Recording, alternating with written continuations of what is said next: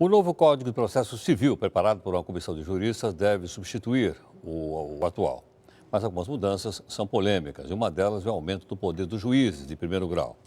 Se aprovado, não haveria possibilidade de recurso das decisões tomadas em primeira instância.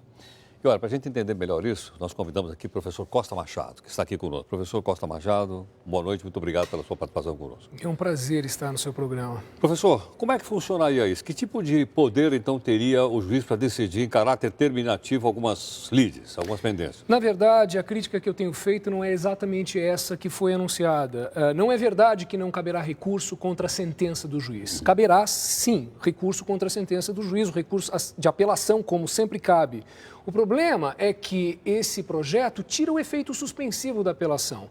Hoje, quando alguém é condenado a fazer alguma coisa ou a pagar uma quantia, ele apela e deve-se aguardar a confirmação pelo tribunal da condenação para que ele pague.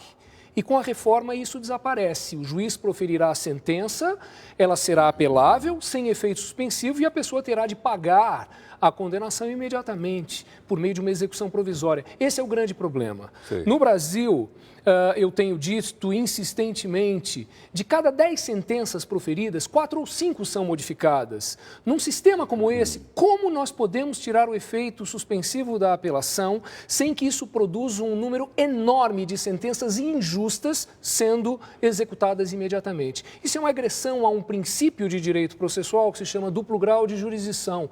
Assim como o cidadão, hoje, quando vai ao médico e tem uma notícia ruim, procura uma segunda opinião, esse mesmo raciocínio vale na justiça. Ninguém é obrigado a se conformar com uma única decisão contrária ao seu interesse. O direito de recorrer é, portanto, algo fundamental dentro do Estado de Direito. Agora, então, suponha que fosse aprovado, né? Então você tem que pagar primeiro para recorrer depois, não é isso? Não bem assim. Eu posso apelar e eu vou ser executado imediatamente e eu vou pagar antes do tribunal se manifestar sobre a condenação. Suponha que o tribunal se manifeste a meu favor, aí eu posso retirar o dinheiro?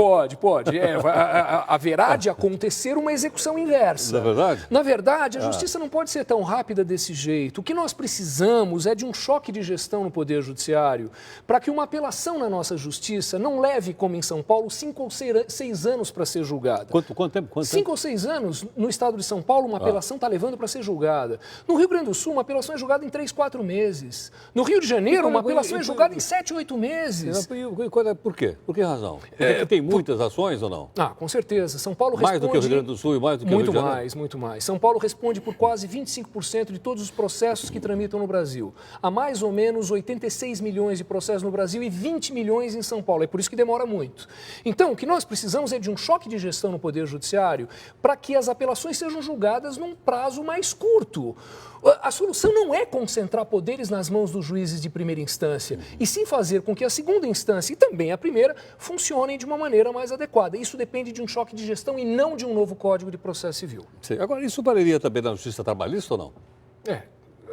Os problemas na Justiça do Trabalho são parecidos com os da Justiça Civil. Uma diferença, eu preciso comparar a Justiça do Trabalho com a Justiça Paulista, que é onde existe a grande crise, não é?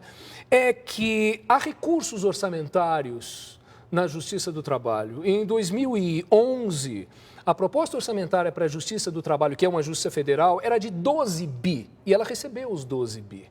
A Justiça Federal Comum, a proposta orçamentária era de 6 bi, e ela recebeu 6 bi.